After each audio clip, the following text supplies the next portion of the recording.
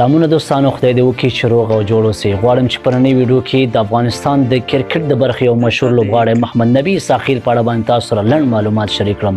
امید لرم چې دغه ویډیو به تر پایه پورې وګورئ او ستاسو د توجه وړ وګرځي. او په آخر کې زموږ د هجران سټډي یوټیوب چینل سره لازمي سبسکرایب کړئ او زموږ ویډیوګانو ته لایک ورکړئ تر څو نور هیوادوال هم د دغې ویډیوګانو څخه برخمن شي. دوستانو، د ده پوره او اصلي نوم محمد نبي اساخیل دی چې د کرکټ په نړۍ کې په یو بل نوم باندې هم مشهور دی، مسټر پریزیډنټ یعنې ولسمشر. دا یو افغان کرکټر دی چې په ښي لاس توپوهنه کوي او په ښي لاس توپ اچونه کوي. دی په 1915 کال د مارچ په 3 په لوګر ولایت کې زیږېدلی دی. د ده ټول عمر 38 کاله دی.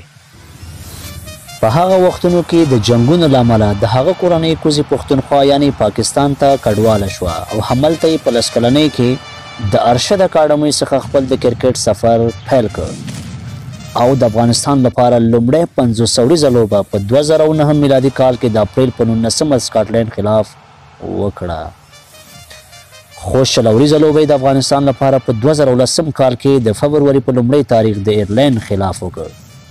د ده قد 115 سانتي متره د وزن 2 کیلوګرامه او د سترګو ویښتانو رنګ یې تور دی. محمد نبي واده کړی، 4 اولادونه لري. د مشر زوی نوم یې حسن نبي دی چې دی هم خلاص خطرناکه توپ وهونکی دی.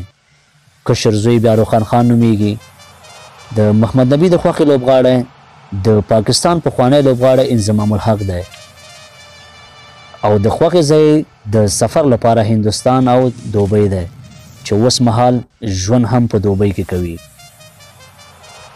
محمد نبي د سوداګریز لیګونو کې هم لوبېدلی چې په IPL کې د حیدرآباد سره، په PCL کې د کراچۍ سره او په بیګ باش کې بیا د سیل هټریل سره و.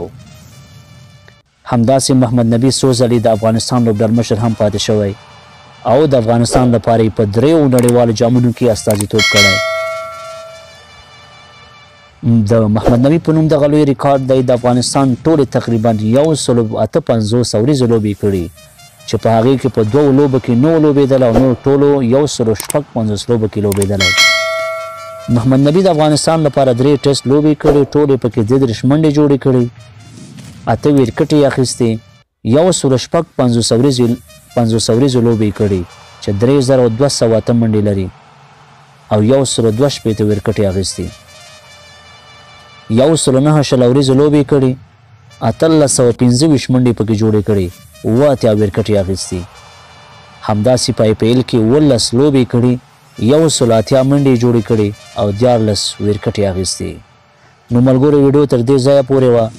خدای دې وکړي چې ستاسو د توجه وړ ګرځېدلې وي او په آخر کې زموږ د هجران سټډي یوټیوب چینل سره لازمي سبسکرایب کړئ او زموږ نورې ویډیوګانو ته لایک ورکړئ تر څو نور هیوادوال زموږ د دغې چینل ویډیوګانې وګوري. او په آخر کې تاسو په لوی او بخښونکي خدای سپارم. هر چیرې چې اوسئ خوشحاله، آباد او سوکاله اوسئ. د الله په امان.